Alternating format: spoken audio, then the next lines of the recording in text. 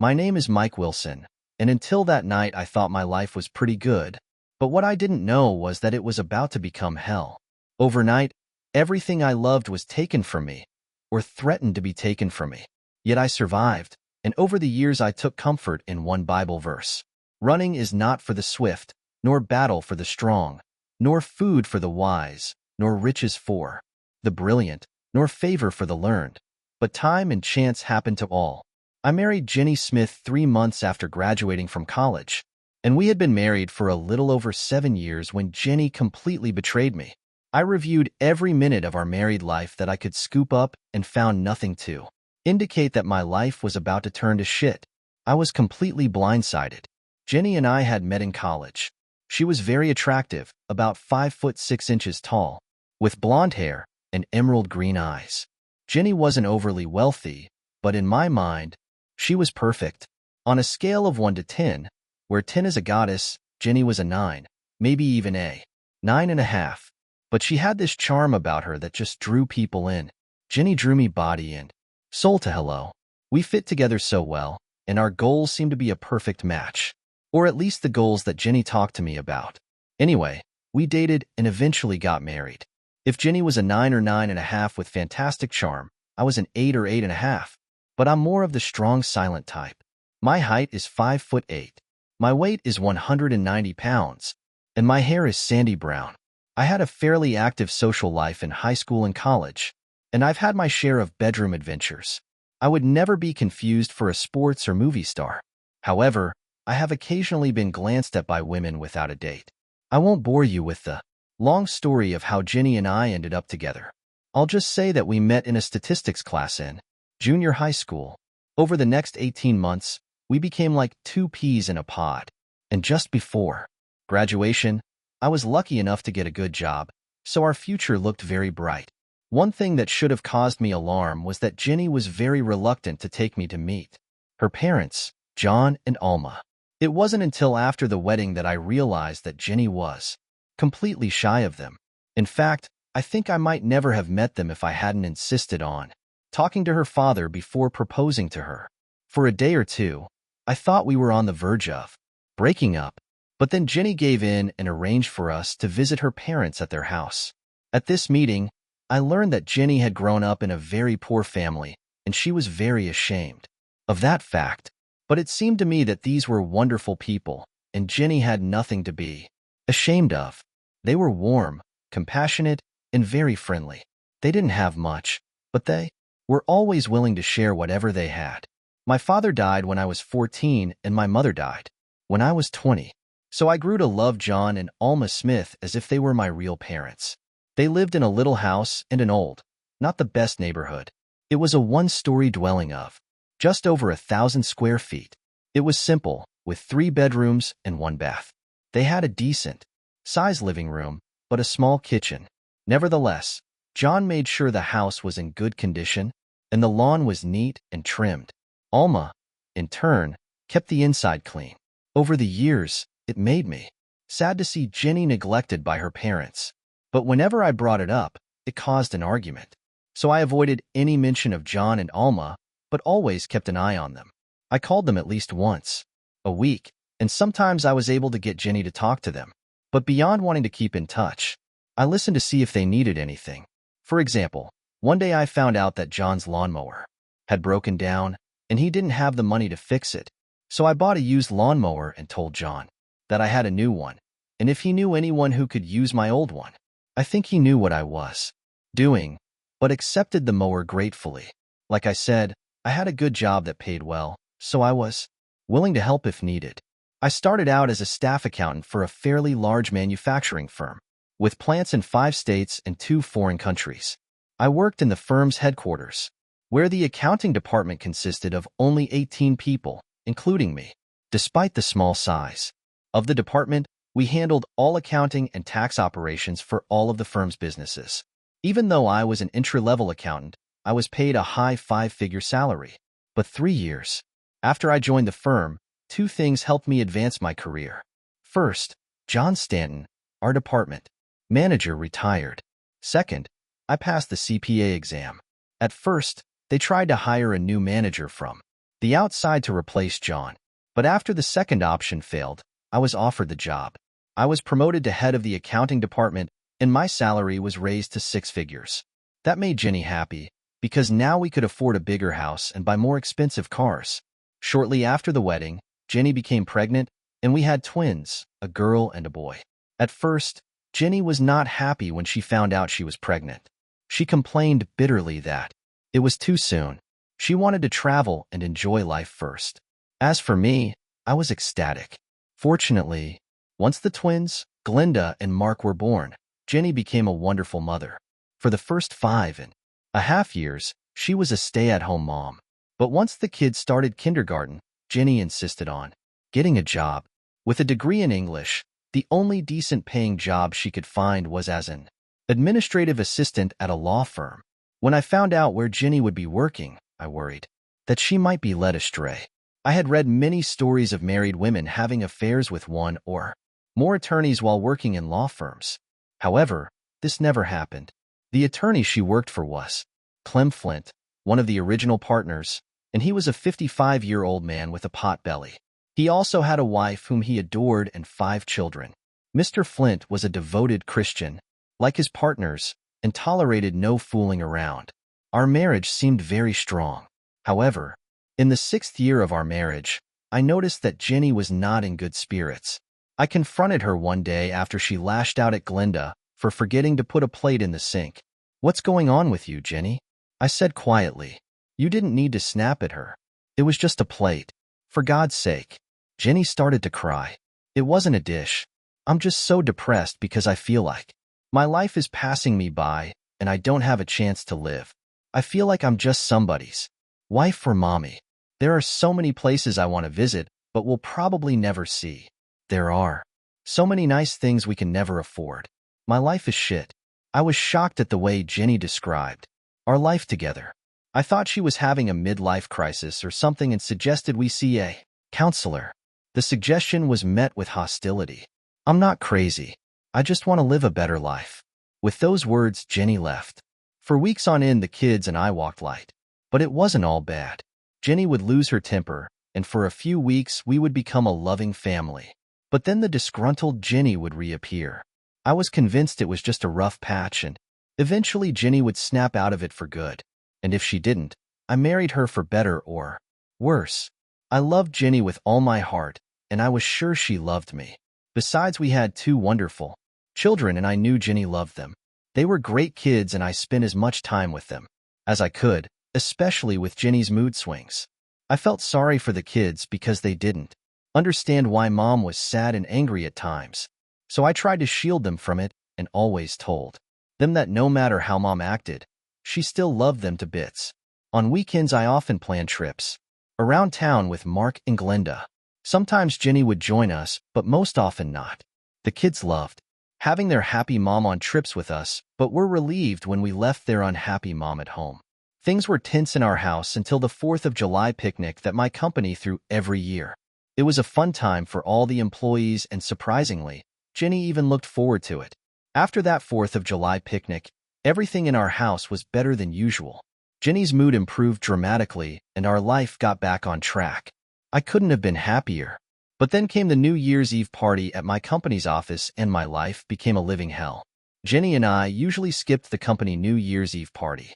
Neither of us were big drinkers, and I loved dancing more than Jenny. So for both of us, New Year's Eve was just an excuse to drink copious amounts of alcohol and act silly. We usually took the kids out to dinner, tucked them in for the night, and watched the ball drop, and then climbed into bed and made love to celebrate New Year's Eve. This New Year's Eve was different, as Jenny informed me that for the first time in years she really wanted to go. She attributed this to the fact that we hadn't danced in a while. This struck me as odd because Jenny wasn't that good at dancing. It all seemed strange to me, but if Jenny wanted to go to a party to dance, I happily agreed. When we got to the party, I was surprised to see our company owner Brad Colson there. The only company event he regularly attended was the 4th of July picnic. In fact, it was at the last 4th of July picnic that Jenny first met the owner of the company.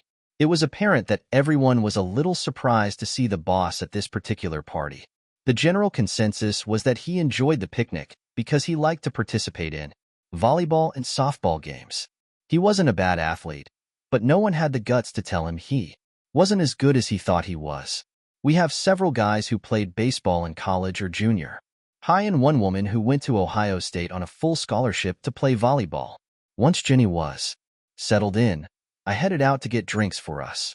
No sooner had I returned, however, than the music came on and Brad asked my wife to dance. He danced through 3 or 4 songs before returning her to our table. When I suggested that Jenny dance, she said she just wanted to rest.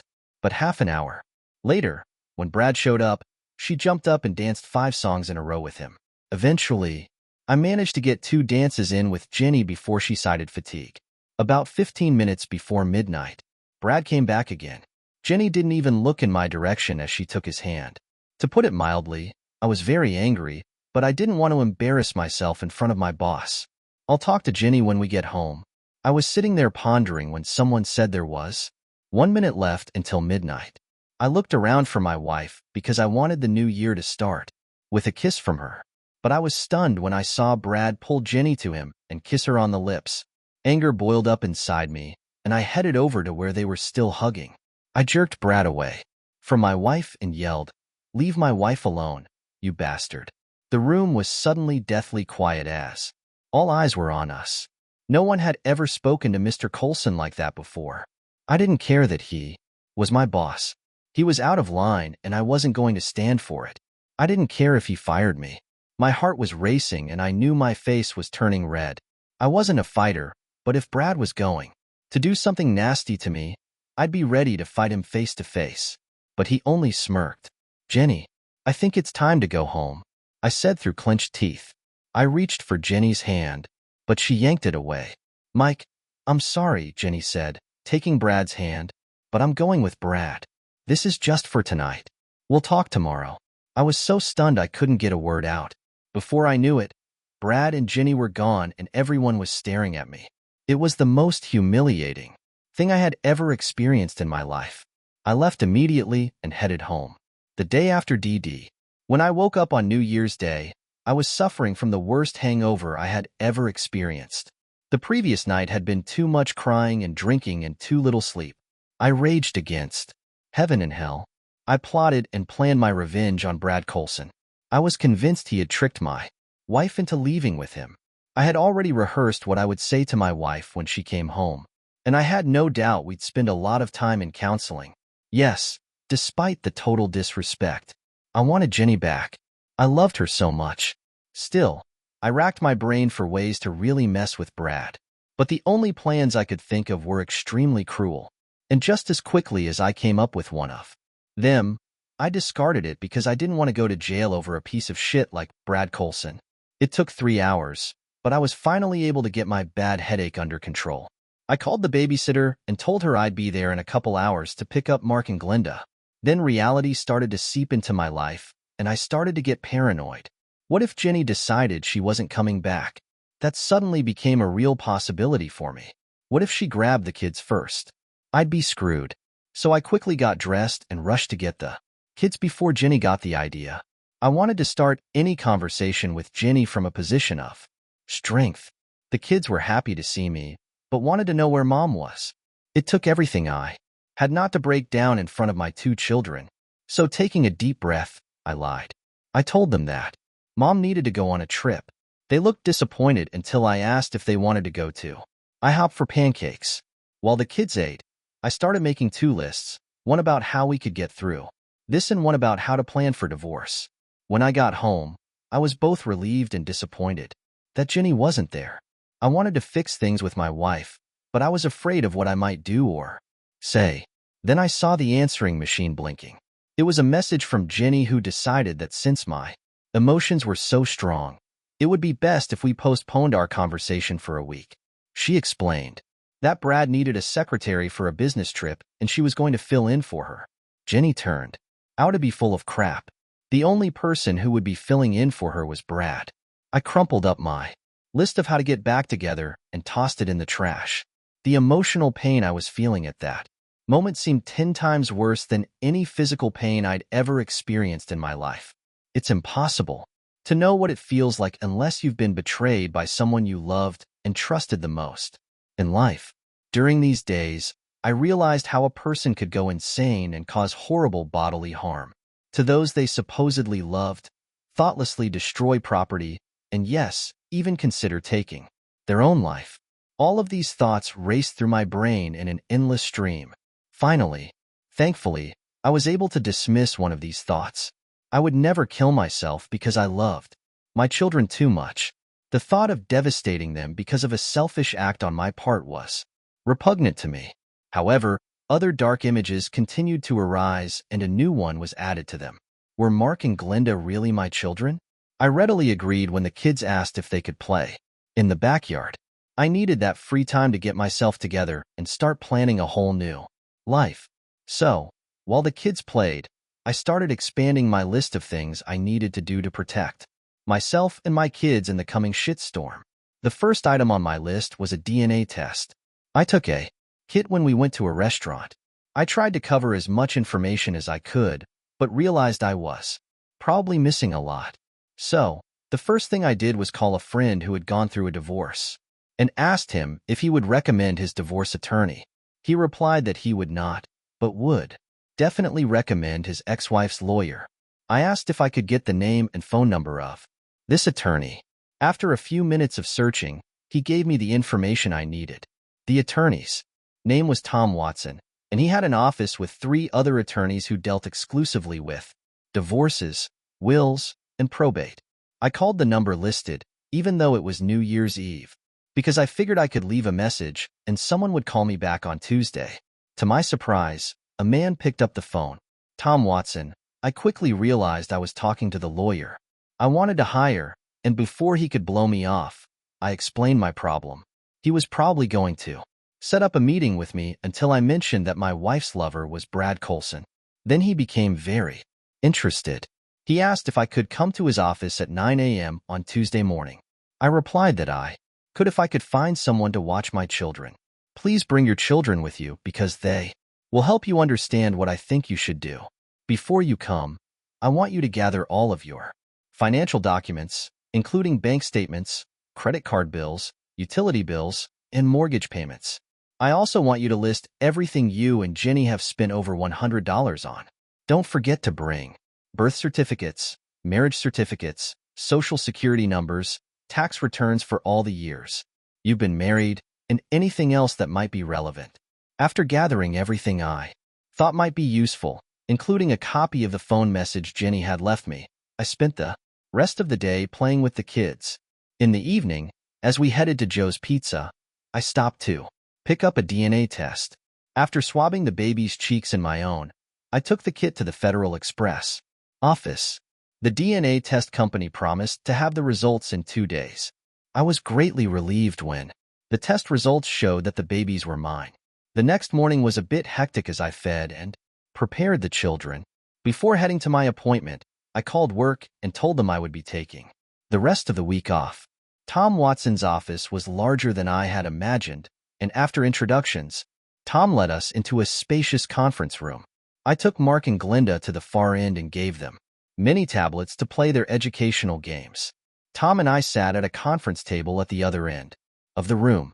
I broke down twice talking about how my wife had left me for my boss on New Year's Eve. I still couldn't believe that she had tossed me away like some one-day trash. Tom turned out to be very understanding and compassionate. He told me that things would get better, but I was in too dark a state to believe it. When I finished telling him about my problems, Tom pulled out a picture and held it out to me across the table. I want to let you know something before you agree to hire me. This is a picture of my cousin Abby Colson. She was once married to Joe Colson, Brad Colson's brother. Joe cheated on my cousin and then left her for someone else.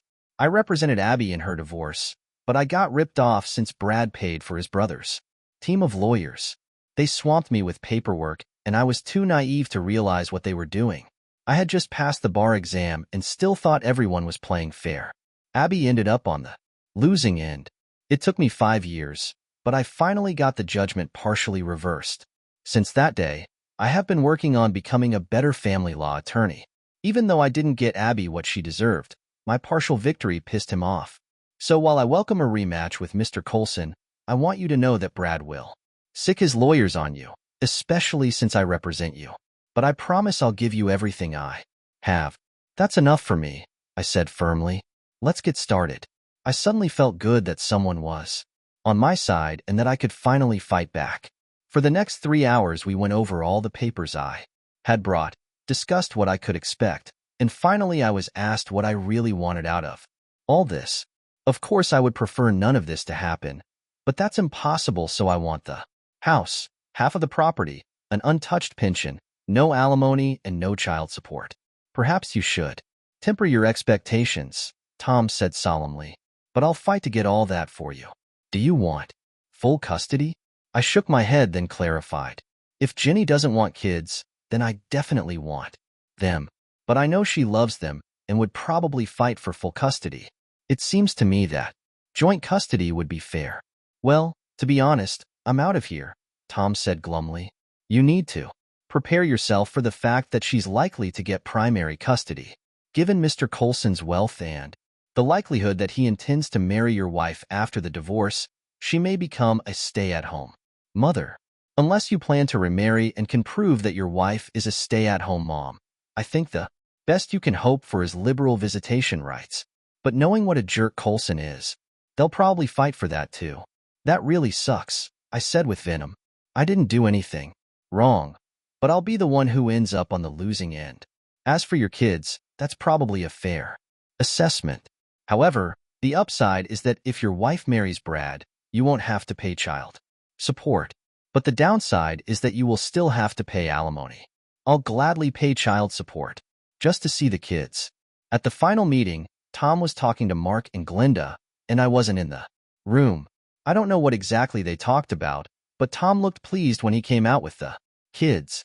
You must be some kind of father, Tom said as he took me aside, because your kids love you so much. Unfortunately, they seem to love their mother too, but not as much as they love you. I left Tom Watson's office feeling better financially, but very worried about how much time I would be allowed to spend with my children. Tom told me that he would draft a divorce and a petition for temporary custody of the children for me. We planned to serve it on my wife shortly after she returned from her business trip. 8 days after DD Day, Jenny called in the morning and asked if we could talk. I replied that yes, and arranged for the kids to be somewhere else. Everything seemed to be going just as Tom had predicted. I was no longer under any illusions about Jenny wanting to reconcile. Although it was tearing me apart, it was impossible to put the genie back in the bottle. Our marriage was over, and Jenny took up a trade. I wasn't surprised when she rang the bell. Tom had told me to expect something like that. Nevertheless, I made her wait and rang the bell 2 more times. When I finally opened the door, it cost me a lot of labor to contain my emotions. I didn't say a word, just turned around and went into the kitchen to get a beer. When I sat down at the table, Jenny asked where the kids were, and I almost snapped. Instead, I calmly said, "So now you're worried about them? I guess I deserved it." She quickly tried to reassure me, but I truly believe that our meeting would have been very ugly and dangerous after I left you on New Year's Eve. I apologize for that. We didn't originally plan for me to leave you that night. I was going to tell you on New Year's Eve, but Brad didn't want to wait any longer. Besides, the trip came up because Brad was having problems at one of the plants. He convinced me it would be better to let you cool off. And Brad was absolutely right. I wasn't sure at first, but after that trip, I realized he was my soulmate. Isn't it amazing that your soulmate turned out to be super rich? Sarcasm came through in my voice. I assume you're here to talk about our divorce. So let's get to it so you can stop wasting my time. I have something much more important to do than talk to you. I need to take a shit. Anger flashed in Jenny's eyes. You don't have to be rude and insulting. I don't care what you think. Jenny was furious. She wasn't used to people talking to her the way I was. I don't have to sit here and take insults. Then leave, I said, getting up and heading for the backyard. I didn't really want Jenny to leave. However, given my state of mind, that would have been the best thing to do. But apparently, my attitude was making her nervous, and she lost her fervor. No, I think we need to get this conversation over with. Then she rummaged through her purse, pulled out an envelope and held it out across the table. I opened it and started reading. Tom was right again. The terms Jenny offered were quite generous until I got to the last paragraph. At that point, I almost threw myself across the table to rip Jenny's throat out. I threw the papers in her face. You can tell Brad Colson to take this proposal and shove it up his ass. I will never consent to him adopting my children, and to offer me $100,000 to consent is just despicable. Mike, Brad and I can offer the kids a much better life than you can. Screw you, Jenny, and to hell with your shithead hubby. Mike, it'll be better for the kids, she began, ignoring my insults. I'll stay home, and they'll have the opportunity to attend better schools. They'll live in a better house and be able to travel. Those are things you can't provide. But if it helps, Brad is willing to pay you $250,000 to allow the adoption. Jenny, not only are you a total slut, but you're also an idiot. What part of screw yourself and screw your soulmate? Don't you understand? I'm sure Brad will increase his offer to $500,000, Jenny said quickly. That's probably more money than you'll ever have in your life. We were barely making ends meet on your salary. And don't forget that Brad is your employer and your job could disappear in an instant. Even if he offered $100 million, I wouldn't take it. I was on the verge of doing something stupid, and I had to calm down. I wanted to throw Jenny out the front door, but that would ruin Tom's well-thought-out plan. I glanced at the clock and then turned back to Jenny. I've had time to reflect on our marriage, and I've realized it's not pretty. You may think you have a golden kitty, but you don't. We had a pretty good marriage for a while, but for the last year you've been a shitty wife, a shitty mom, and a shitty person in general. We weren't just making ends meet, but you were always spending more than you needed to, because you have to have the best of everything. I don't need Brad's crumbs. And if Brad plans to fire me, I'll have to go to the EOC. Right now, the court has given me custody of the children because of your abandonment of them. I didn't give up my children, she said angrily. Then the front doorbell rang. It's for you, I said with a smile as I headed for the door. As I opened the door, I saw Sheriff's deputy standing there. I stepped aside and let him see Jenny, who was standing just behind and to the side of me. He nodded and asked, "Are you Jenny Wilson?" After she showed him her driver's license, he handed me an envelope and told me she had received a summons. I grinned as she read the divorce petition and then ran away, in tears. God, that felt so good. She just left and was served with the statement. I told Tom on my cell phone. "I hope you behaved yourself," asked Tom. It was difficult, but I behaved myself.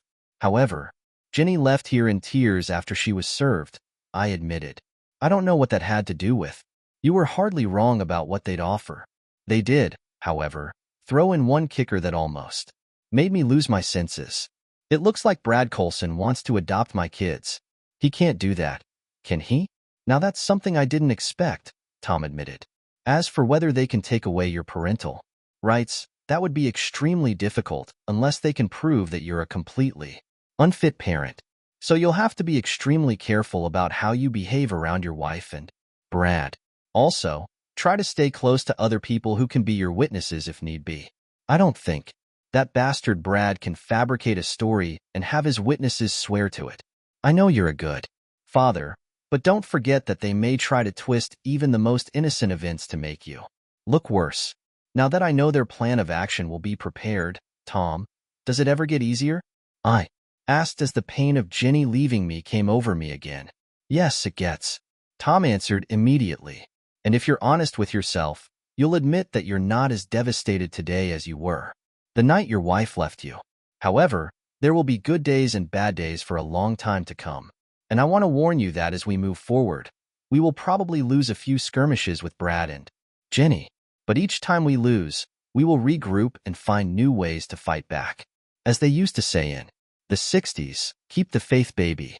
In the week I took off work, I made all the financial preparations Tom had advised me to make. I opened new accounts for myself and transferred half of all the money into them. I made arrangements for the twins to go to school after school. Their school had a program where kids could stay until 5:30. It was perfect because I worked from 7 in the morning until 3:30. This gave me enough time to get home, do some chores around the house, and still have Time to put the kids down. The week also gave me time to schedule time with the kids. Jenny was very free to run the house, especially when the kids had to go to bed. However, I needed to establish a stricter routine if I wanted it to work. I made them bathe, brush their teeth, and go to bed by 8 p.m. They objected at first, but when I promised to read them 2 stories instead of 1, they began to look forward to bedtime. Spending time with the kids became a lifesaver for me. We became even closer, and surprisingly, they didn't ask about their mom too often. But one day Mark asked if his mom would ever come back. I didn't want to hurt my kids, but I wasn't going to lie to them either. I told them the whole truth. Their mom had found a new man she liked better than me and wanted to live with him. What's more, she wanted him to be their new daddy. Both kids started crying, and then I felt awful. Perhaps I had said too much, so I quickly assured them that no matter what, I would always be their daddy. That calmed them down, and I got 2 big hugs. When Saturday morning came, it was time to take the kids to riding lessons. Even though Mom hadn't seen them in over a week, Mark and Glinda were excited because they were going to see Miss Darla. The riding lessons were my idea, which Jenny opposed. Like many little girls, Glinda loved horses and wanted to learn to ride. Mark just agreed because he didn't want to be left out. However, Mark quickly became a much better rider than his sister, Darla Lamps, and owned a horse farm that also offered riding lessons. She was an excellent riding instructor, and the children adored her. She was a cheerful soul, with a beautiful face but 10 or 15 pounds overweight. However, she had a warm smile and an infectious laugh. I liked her from the first time we met. Jenny teased me and told me I liked her because she laughed at my corny jokes, which was true. However, Darla was easy to like. "Where's Mrs. Wilson?" asked Darla as I stood at the corral fence. "Mrs. Wilson and I are getting a divorce," I answered honestly. "I'm sorry," Darla said quickly. "I didn't mean to intrude." "No, it's okay," I said to reassure her. "It's just the way it is. I just hope we can keep the kids in these riding lessons. I have the kids now, but my lawyer says the court will probably give her primary custody and me visitation rights. I'm going to fight for joint custody, but things aren't looking too good." "Why?" "Well, once the divorce is finalized, Jenny will marry her rich lover. Then she'll stay home, and I'll have to hire babysitters. And the best part is that I work for that wife, stealing shithead Brad.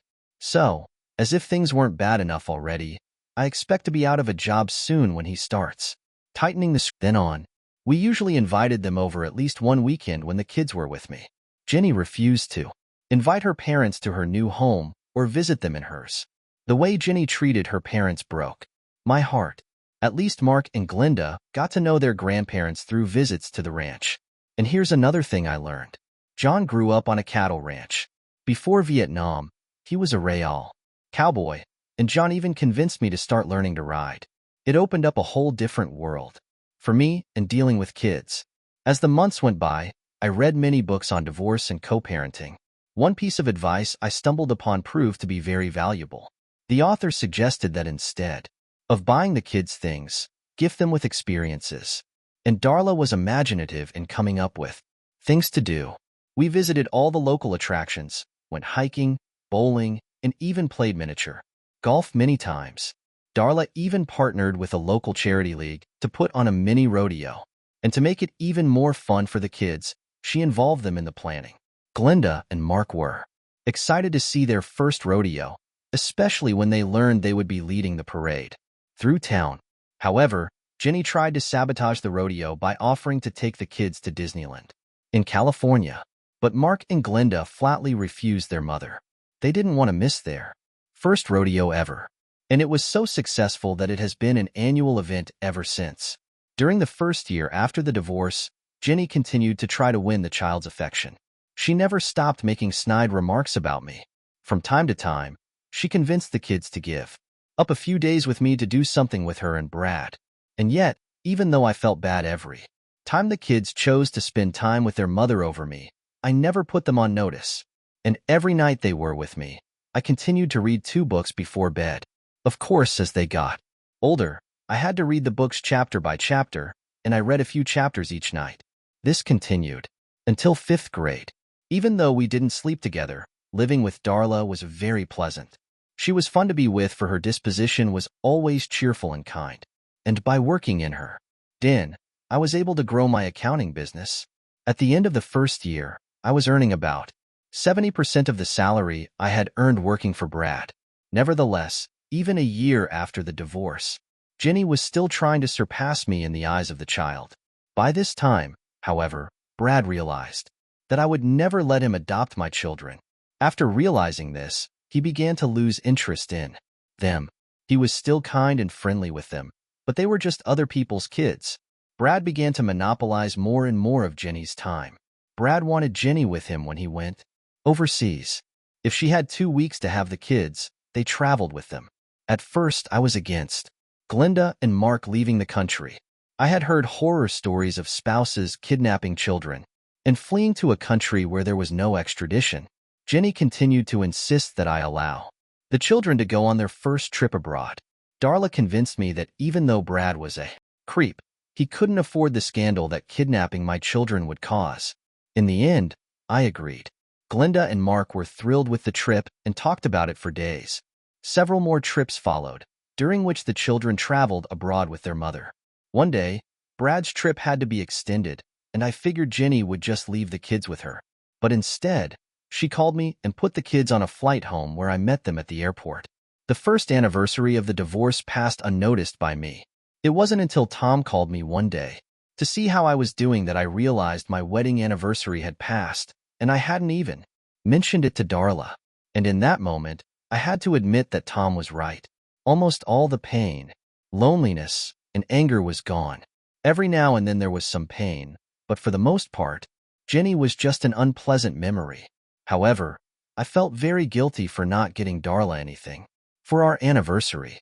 I realized it wasn't a real marriage, but Darla was so supportive, so I gave her flowers and took her out to dinner. I didn't give it much thought, but Darla was radiant for days afterward. However, closer to 18 months, Darla seemed to become moody.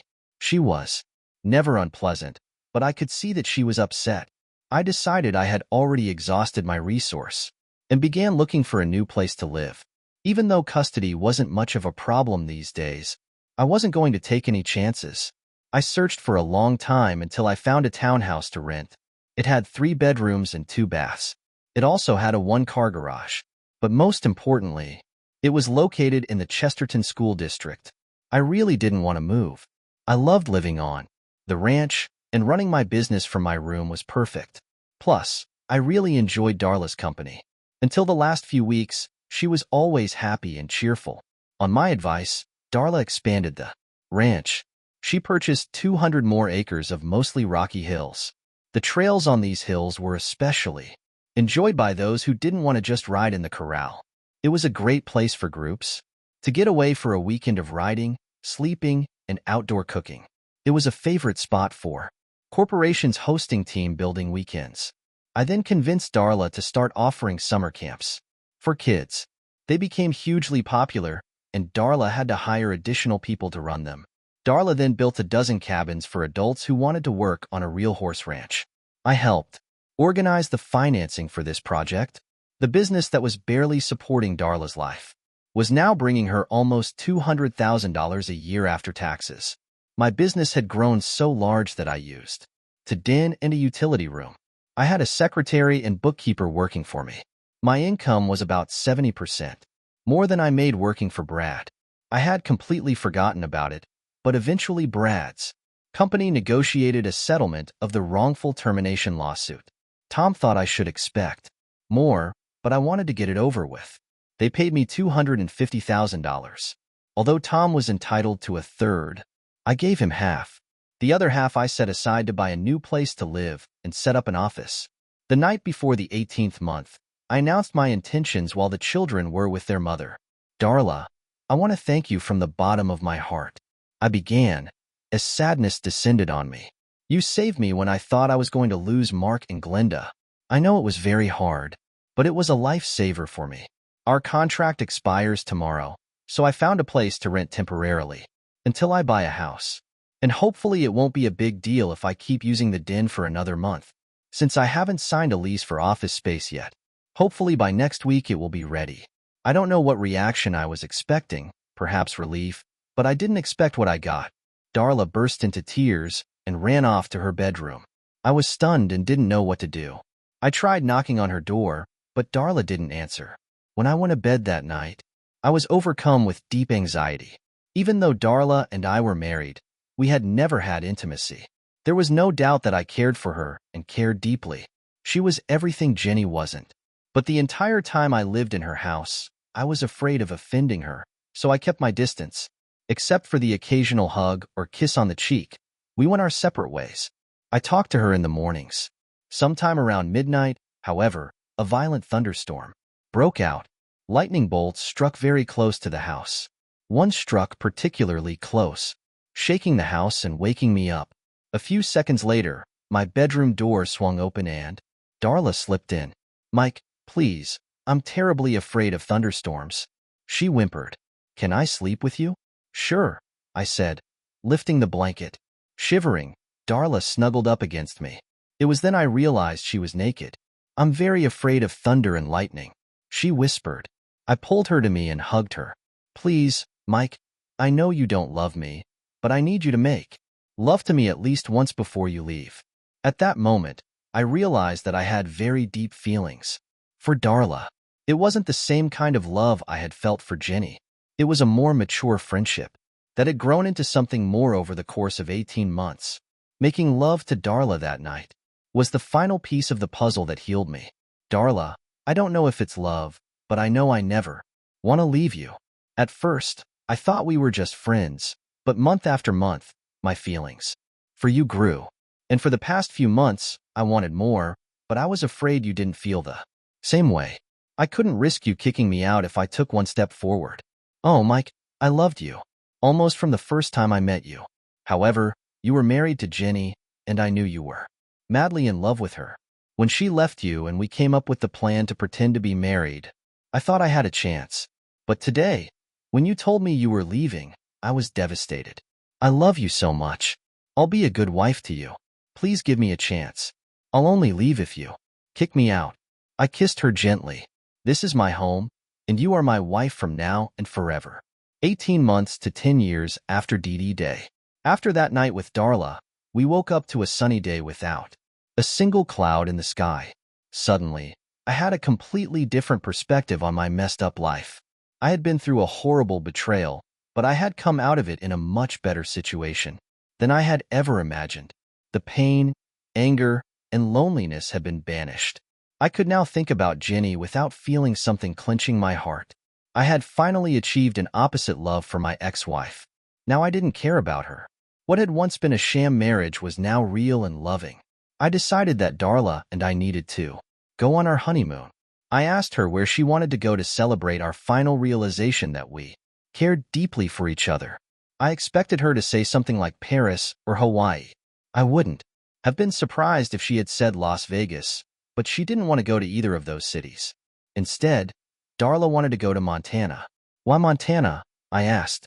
My daddy always told me stories about the ranch he worked on in Montana.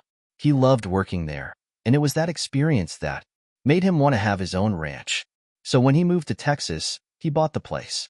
Land was a lot cheaper back then. Anyway, I always wanted to see Montana, but I didn't want to go by myself. "Why didn't he just buy a ranch in Montana?" I asked. "Because he hated winters." So we spent 2 weeks in Montana traveling around the state and even stopped for a week at a working ranch. Darla picked up a lot of ideas for her ranch, but the best part of the trip were the nights we cuddled and explored each other's bodies. The kids were happy to see us when we picked them up. Then they told me something that made me sad. Jenny and Brad had flown to Eastern Europe because Brad was opening 4 new factories in 3 different countries. While they were gone, they hired a nanny to watch Glenda and Mark. The children were unhappy with being looked after by a 50-year-old nanny who wouldn't let them do anything but go to school, do their homework, and watch a little TV. The nanny couldn't swim, so they couldn't even use the pool. When Jenny picked up the kids 2 weeks later, I asked her about it. "Jenny, the kids told me that you and Brad went to Europe and left them with the nanny." "That's none of your business, Mike, so don't start." I held up my hands in a sign of surrender. "I'm not trying to pick a fight. I was just saying that if you have to travel, We loved to take the kids rather than hire a nanny. We were traveling. This time so we couldn't help. I'm just saying it's an option. The custody agreement is very clear. 2 weeks here at your place and 2 weeks at Brad and I's house, Jenny said in a nasty tone, then told the kids to get in the car. The next day, I called Tom and told him about my conversation with Jenny and my proposal. He advised me to wait until they did it again. Perhaps it was just a one-time thing. 6 weeks later, it happened again. I found out about it when I called the kids. Jenny and Brad were away for a week on another trip. At that point, Tom had filed for a modification of the custody agreement. After returning from Europe, Jenny called me and was outraged.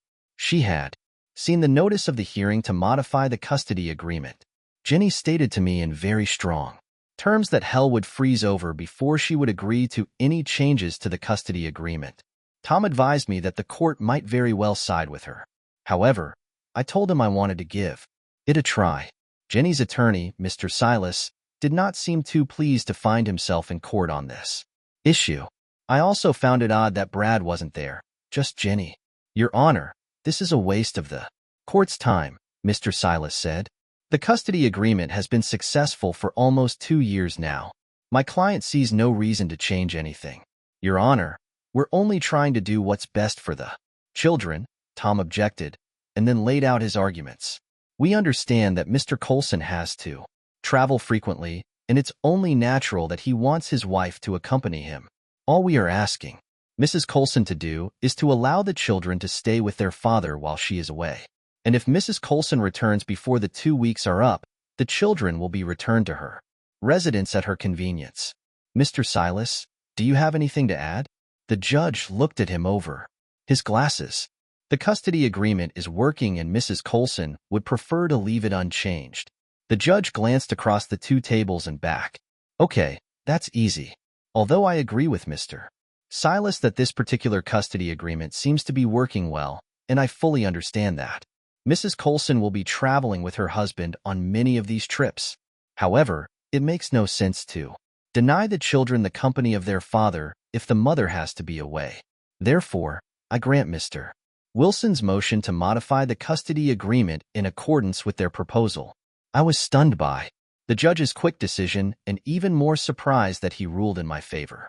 But when I saw the cloud of anger looming over Jenny, I knew a storm was coming. Why are you such a pain in the ass? Jenny asked me in the hallway after the hearing. Jenny, I don't know what your problem is, but I'm sick of it. What's the problem?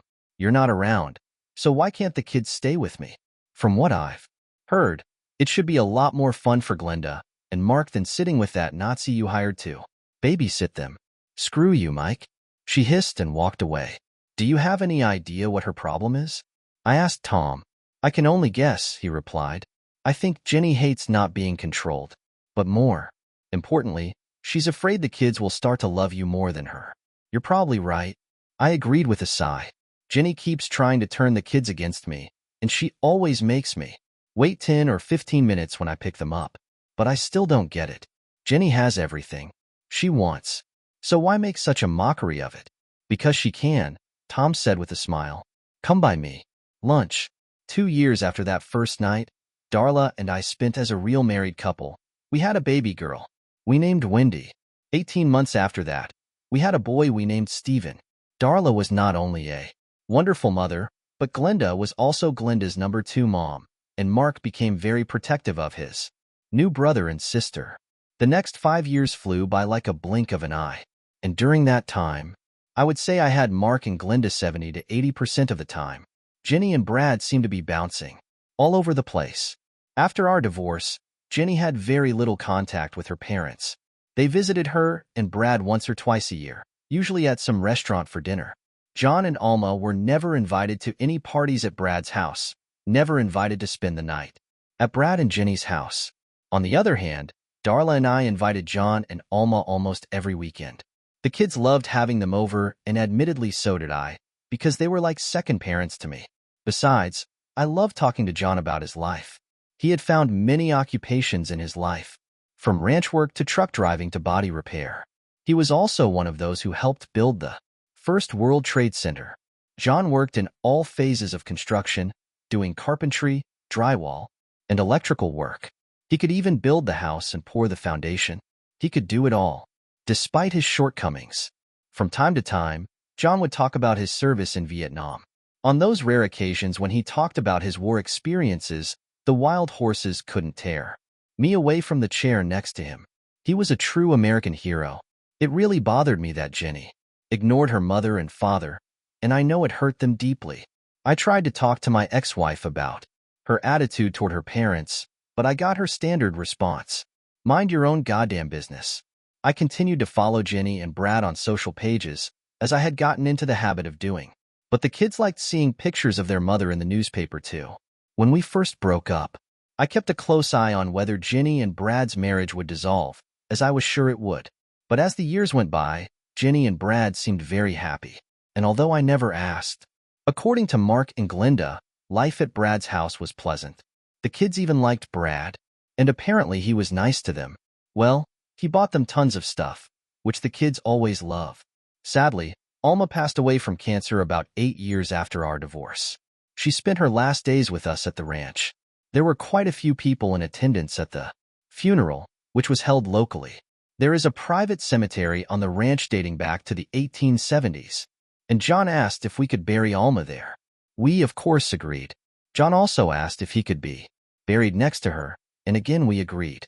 I wasn't sure if Jenny would actually come to the funeral, because she had only spoken to her father once since her mother's death, and that was when John called his daughter to inform her of her mother's passing. However, Jenny did show up with Brad. She was wearing a dark blue dress and sunglasses. I was a little surprised by Brad's appearance. His hair was starting to thin and gray. In addition, he had a hint of a pot belly. I figured he was spending too much time traveling, eating out, and not exercising enough. John got up to greet his daughter, and it was an awkward moment. They just stood there looking at each other for what seemed like an eternity until John pulled his daughter into a hug. First, Jenny just stood there, but then she slowly embraced her father. Brad walked over to John and shook his hand, offering his condolences. Mark and Glinda, who had been crying, walked over and hugged their mother. Brad turned to me, nodded and smirked. I think he expected me to flinch at his presence. Instead, I smiled, extended my hand and shook it. When we tried to take a seat in the front pew, there wasn't enough room. So I suggested that Brad and I sit on the second pew. Brad was not happy about this, especially when John insisted that I sit next to him. Darla ended up taking my place in the second pew with Brad. As the service began, I heard Brad grumbling behind me. Then I heard Darla hiss something at him. A moment later, Brad got up and left.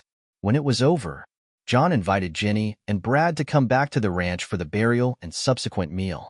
But Jenny declined, making the excuse that she had a plane to catch. I knew it was bullshit, but I didn't say anything. After the funeral service, I caught Darla alone and asked what had happened between her and Brad during the church service. He was mad because you were sitting in the front row with his wife, Darla said, shaking her head. But I sat on one side of John and Jenny, sat on the other. We didn't sit together. I pointed that out to the high and mighty Mr. Coulson, and then told him to shut up because the world doesn't revolve around him. Darla then smiled, mischievously. I think he was insulted. We laughed about the incident, but we shouldn't have. Brad doesn't react well to people who don't show him proper deference. In other words, he's a vindictive prick who truly believes his shit doesn't stink.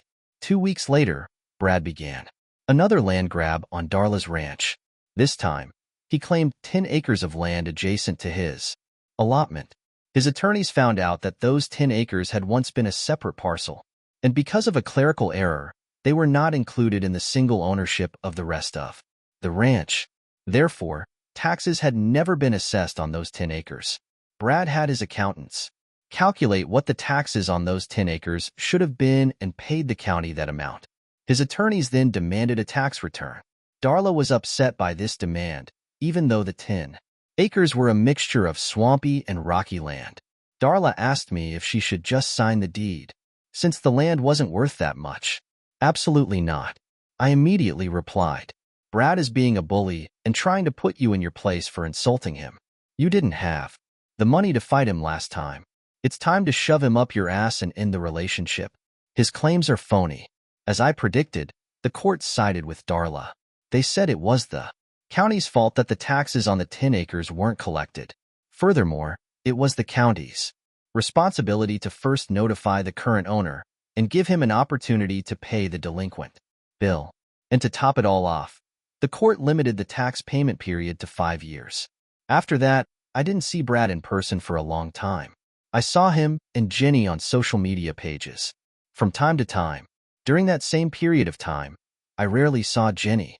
More often than not, when I came to pick up the kids, one or the other staff member was already ready and waiting for me at the front door. And that was fine. In addition, Jenny continued to miss spending time with the kids as Brad traveled more and more. As the years went on, I estimated that the kids stayed with me about 9 months out of the year. And it was getting to the point where they hated going back to their mother's house and Brad's house. They complained that Brad had become moody and their mother was almost always absent. And then there was a scoop in the newspaper. Brad had filed for divorce from Jenny. It was a complete shock to me and I couldn't understand why. And the kids were just as confused as I was. But a few weeks passed and it was revealed that Brad had caught Jenny cheating with billionaire Thad Demmett. That explanation spoke for itself. Jenny was changing once again. Thad was not only richer than Brad, he was also considerably younger. Darla and I couldn't help but be amused by this turn of events. Shortly after Brad and Jenny's divorce was finalized, Jenny married Thad. To me, this was a wonderful thing. Thad didn't live in the Chesterton School District, so for practical purposes, Glenda and Mark lived with me and Darla all the time. Shortly after Alma died, I convinced John to sell his house and move in with us. And since John knew all about construction, Darla hired him to do renovations on the ranch. Then Darla and I decided to expand the house to make a dining room for the ranch workers and expand my bookkeeping. This caused another fight with Brad. He fought to have our building permit denied. In the end, we got the permit because we had great rights of way. John took charge of the new construction and did about 85% of the work himself. It was a little over a year after Thad and Jenny's wedding and Jenny filed for divorce. There were rumors that Jenny had caught Thad cheating on her with an 18-year-old girl. Then there was another rumor that I later found out was true. Thad only married Jenny because he didn't like Brad and decided to take his wife away from him. Talk about karma. Now I get up every morning and thank God for all the blessings he has bestowed upon me. From 10 years to 30 years after D.D. Day, the years went by and we had our ups and downs. In one terrible tragedy, Mark was in a car accident that could have killed him. However, he was lucky. He suffered a broken leg and wrist as well as bruises, scrapes, and cuts. John suffered a mild stroke that left him slightly paralyzed on his left side. Physical therapy helped him, and he now walks with only a slight limp. Darla never seems to get sick. She told me she doesn't have time to be sick with 4 kids, the ranch, and me. I, on the other hand, have been very lucky. I hadn't been feeling well for weeks. I had no energy and was plagued by headaches and nausea. I kept brushing it off until one day Darla took my hand and dragged me to the doctor's office. After a bunch of tests, they determined that I had one artery so badly clogged that I was about to have a heart attack. I was operated on and had a triple bypass. After the surgery, even though I was still in a hospital bed, I couldn't believe how much better I felt. If you're wondering if I ever thought about going back to Jenny after she became single, the answer is hell no. The thought hadn't crossed my mind until Darla mentioned it. One night after dinner, as we were watching TV, the thought crossed my mind. Darla asked me, "Have you ever thought about getting back together with Jenny?" Darla tried to make it sound casual, but I could see the fear in her eyes. One day I saw an old man sitting in the waiting room, and I went to see what I could do to help him. When he looked up, I was shocked. It was Brad. "Brad, this is a surprise," I said, holding out my hand. Brad took my hand and shook it weakly. He looked unimpressed, but before I could say anything, he spoke. "You won," he said sadly. "I won what?" I asked in confusion. "I really loved her," Brad said, "and I thought she really loved me." And then it hit me that he was talking about Jenny. So I suggested, "Yes, she has a way of making you fall in love with her. But Jenny has always had one big flaw. She was born poor and never got over it. She thinks more money means more happiness. Now I understand how you felt when Jenny left you, Brad admitted. How did you survive? One day at a time, and with the help of a loving woman, I answered honestly, there is no magic cure. Brad sighed. It's too late for me to find someone else. Besides, I love Jenny with all my heart. But that's not why I'm here. I'm here because I have stage 4 cancer, and I wanted to apologize to you. I knew it was wrong to pursue a married woman, but I just fell in love with Jenny. I hope that someday you can forgive me. Looking at the old man standing in front of me, it struck me that I had once hated him with my whole being. But now I just felt sorry for him. Brad, there was a time when I hated you, I admitted. But that time is long gone. And if you want my forgiveness, you'll get it. He smiled sadly again, thanked me and left. He died 5 months later. Darla and I attended the service. I was surprised at how few people showed up. However, Jenny was among those in attendance. She was very upset about Brad's passing and even more upset with me. You had to come and gloat, didn't you? Jenny pounced on me. You couldn't let me bury him in peace. You wanted everyone to see that you'd won. I was furious. You're a hypocrite. You left him for someone with a lot of money, and now you're crying crocodile tears over his death. Brad apologized to me months ago, and I accepted his apology. Have you ever apologized to Brad for setting him up? I didn't wait for an answer. I took Darla's hand and we left. The drive home was quiet for a while, but then Darla turned to me and asked, "Who pooped in your Krispy Kremes this morning?" I couldn't help myself and burst into laughter. Darla always had a way of making me laugh. When Brad's will became public, I was surprised. Oh, he left most of his fortune to charity and his alma mater, but he also left $2 million to Jenny, who had received from 2 wealthy husbands, and this latest inheritance was doing just fine. She bought an apartment near the ranch and tried to reconnect with her children. However, the children did not want to go to their mother. Since it was designed for middle-aged single people, they complained that there was nothing for them to do there. But I told them that their mother was making an effort, and they should too. In the end, the distance proved to be too great. Eventually, Jenny gave up and found a new boyfriend. From then on, Jenny changed boyfriends like people change socks. The kids seemed happy that they didn't have to spend time at their mother's house. And if they were happy, I was happy. I was very proud of our kids. Mark graduated from Georgia Institute of Technology with a degree in engineering. He works and lives in Austin. He married a lovely girl from Ohio, Cindy Stubbins, whom he met at GT. She is also an engineer and they work at the same firm. They have 2 beautiful daughters and Cindy works from home. Glenda attended Texas A&M University to become a veterinarian. After graduation, Glenda moved home and worked for local veterinarian Sam Turner for several years. She then separated and opened her own practice. About a year later, a young veterinarian named Todd Amberson bought out Sam's practice. I guess it was inevitable, but Glenda and Todd ended up merging the 2 practices and merged their lives when they married. They have 2 boys and a little girl. And I swear my grandchildren spend more time at the ranch than they do in their own home. Not only do Darla and I love having them around, but Jenny's dad probably spends more time with the kids than anyone else. They just adore him. My daughter Alma graduated from the University of Texas with a teaching degree. She now teaches 3rd grade at Chesterton Elementary School. She married her college boyfriend Jerry, who teaches at Marion Middle School. He's a chemistry teacher. In 3 months, give or take a few days, they are expecting their first child. I couldn't be happier because I adore grandchildren. They are better than your own children. I'm kidding, but grandchildren have a lot to say.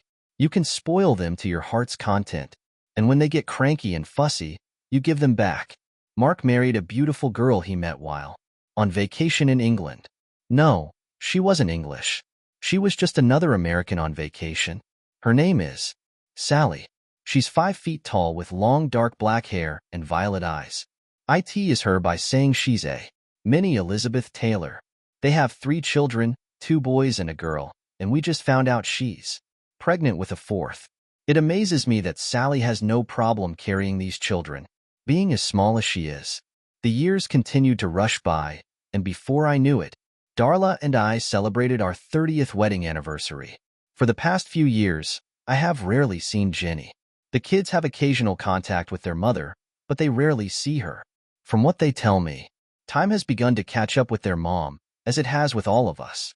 She's no longer the hot commodity she used to be, and apparently she hasn't had a boyfriend in years. Jenny called her dad once every 2 months or so. He was approaching 90, but he still moved around fine and was still as alert as a glass. Conversations between father and daughter were always pretty short, and John always remained a little depressed. When I once asked him why he didn't talk to Jenny longer, he admitted that he just didn't know what to say to her. I felt sad for John.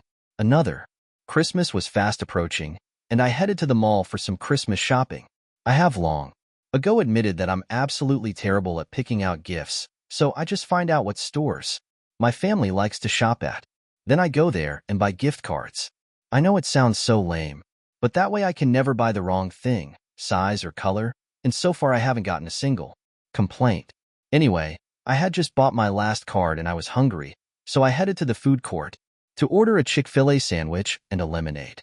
I was just about to take my first bite when I recognized the woman sitting 2 tables away from me. It was Jenny. She sat alone and watched the people passing by. She was especially interested in the families that filled the mall. Jenny was no longer the beauty-eyed married. She had gained about 15 pounds and had a few wrinkles. Even from where I was sitting, the age spots on her arms were visible. Still, she was attractive for her age, but it was the loneliness in her eyes that caught my attention. I decided I wasn't going to hesitate and go sit with her. "Hey, mind if I join you?" I asked, placing my sandwich and drink on the table. "What do you want?" snapped Jenny. I was surprised by her hostility. It took me a moment to realize it, but then I picked up my sandwich and drink. "I don't need anything. I just wanted to say hi. Look, I'm sorry for bothering you. I don't want to start a fight, so I'll just find another table." A look of pain appeared on Jenny's face, and she flinched slightly. "No, I'm really sorry. The holidays seem to bring out the worst in me. Please have a seat. I want to have some company." "What brings you to the mall? Christmas shopping?" I asked, taking a bite out of my chicken sandwich. "Mike, I haven't done any Christmas shopping since Brad and I got divorced. Now I just send checks, and the kids really appreciate them, especially the ones for the grandkids. They put that money into college funds." "I know," Jenny replied as she watched a young couple. "Will a baby stroller passed. They tell me about it in thank you notes." So back to the original question. What brought you to the mall? As I recall, you didn't really care about shopping in general. If you needed something, you went to the store, bought it, and went home. "I just wanted to be around people," Jenny replied absent-mindedly, watching a young couple who were trying to get their 3 children around the table. "Everyone in my house is separated for the vacations. And what are you going to do for Christmas? You're not going to sit in your apartment alone, are you?" "Of course not," Jenny replied. "I have reservations at Chez Francesca, and then I plan to watch the new movie with Tom Hanks." "No, you're not going to do that," I said, finishing my sandwich. "You're coming to the ranch for Christmas. Your kids and grandkids will be there, and your dad's going to be there too. It'll be fun." "I can't do that," Jenny protested. "I'll be an inconvenience to everyone." "Nonsense," I said, picking up my trash. "It's settled that you're coming." Then, as I was leaving, I looked back and said, "If you want to see the grandchildren open their presents, you'd better be there by 7 in the morning. But come whenever you want. Dinner will be served at 3. Darla wasn't too pleased when I told her Jenny could come for Christmas. "Why did you invite her?" she asked with jealousy and uncertainty flashing in her eyes. I quickly pulled my wife into a hug and kissed her. "Is it my wife who's jealous?" "Stop it, Mike. I'm serious." Darla's eyes were blazing now. "She's going to make everyone feel awkward." That's what Jenny said when she tried to get out of it. But I couldn't let her spend the day alone in my apartment. "What's up with Jenny?" asked John, entering the room. "I invited Jenny to join us for Christmas," I said to the man I considered my second father, "and she said she was coming." John's eyes lit up, and I could see that Darla had noticed it too. "Not exactly," I explained. Jenny tried to excuse herself because she felt it would make everyone uncomfortable, but I didn't take no for an answer. Whether she comes or not is still up to her. The light of happiness in John's eyes faded, but it was quickly replaced by a look of hope. On Christmas Day, Jenny didn't come to watch the grandchildren open presents, nor did she show up for dinner at 3 o'clock. By then, I had already realized she wasn't coming, and apparently John thought the same. He looked downcast and sat quietly by himself. I felt sorry for him and eventually sent my youngest granddaughter, Christy, who was 4 years old, to him to play her game. As I knew he would, he was soon sitting on the floor playing Candyland. Around 5:30, I was surprised to hear the front doorbell ring. Opening the door, I was surprised to find Jenny. She was dressed as if she was going out to dinner. "Hi," I said kindly. "I was beginning to lose hope for you. I still think it might be a mistake," she said with uncertainty in her eyes. "No, not at all," I assured her. "You missed dinner, but we're going to serve dessert pretty soon. But if you want to eat something, I can heat up a plate of leftovers for you." "No, dessert sounds lovely," Jenny said as I walked her inside. "Hey guys and gals," I addressed everyone in the family room. "Look who I found. Jenny's here for dessert." The grandkids pounced on her with the whole pack. They were picking teams for some game, and they all wanted Jenny to be on their team. Mark and Glinda came over and hugged and kissed their mom and wished her a Merry Christmas. In fact, all the kids hugged her. However, to my surprise, Darla also hugged and kissed Jenny. The evening went very pleasantly. Jenny was very nervous at first and seemed to weigh everything she was told. But when she finally realized that she was the only one who was uncomfortable, she began to relax. It was touching to see Jenny and her father sitting together, talking and laughing. All in all, it was a very enjoyable Christmas. Although Jenny had calmed down since her arrival, it was obvious that she was still unsure about being in Darla and I's house. And I have to admit, I did study Jenny from time to time. She was still an attractive woman, but I was amazed that I had no feelings for her other than the fact that she was the mother of my 2 children. After the grandchildren had settled down, their parents decided to use the hot tub. Since it was 34 degrees outside, it was of no interest to Darla, Jenny, or me. John decided to give it a try, but came back after a few minutes saying that you'd have to be crazy to sit in a tub, even if it was heated at a temperature below 30. Anyway, I got us all drinks and we sat down around the fireplace with the Christmas tree, blinking away. For 15 minutes, we sat in silence, watching the flames dancing around the logs. At one point, I noticed tears streaming down Jenny's face. "Are you okay?" I asked, not realizing what the tears were for. "I'll be fine," Jenny replied in a thin voice, wiping away the tears. Neither Darla nor I said anything about the tears and let the silence surround us again. After another 5 minutes, Jenny spoke up. "I almost didn't come," Jenny said, looking at the fire. "I was afraid I'd find out what I already pretty much knew. I made a big mess of my life." "Oh, I think you're being too hard on yourself," Darla marveled. "I saw pictures of you and Brad, and it was clear you loved him. And I'd say the same thing about that. Neither marriage worked out, but 50% of all marriages end in divorce anyway." "Oh, I did love Brad at first, though I still loved you, Mike. But his money and power, I loved more. We were good together for years, but I let him separate me from my children. And since he was 15 years older than me, age began to catch up with him. He started having health problems, which affected his abilities in bed. He became frustrated and angry. I started cheating on Brad about 6 months before I started dating that. I saw the same pain and hatred in Brad's eyes that I saw in yours, Mike. Almost from the beginning of our marriage, I suspected Tad of cheating on me. And when I caught him, he just laughed at me. He told me he hated Brad because of some business deal, and he only married me despite him. I was devastated and suddenly realized how you and Brad felt. After I was free of Tad, I decided to hell with marriage. I was just going to enjoy life. I had more than enough money to do whatever I wanted, so I had one loveless affair after another. That was about as much of an apology as Jenny was capable of. After a few moments of silence, Jenny drained her glass and stood up. "I have to go."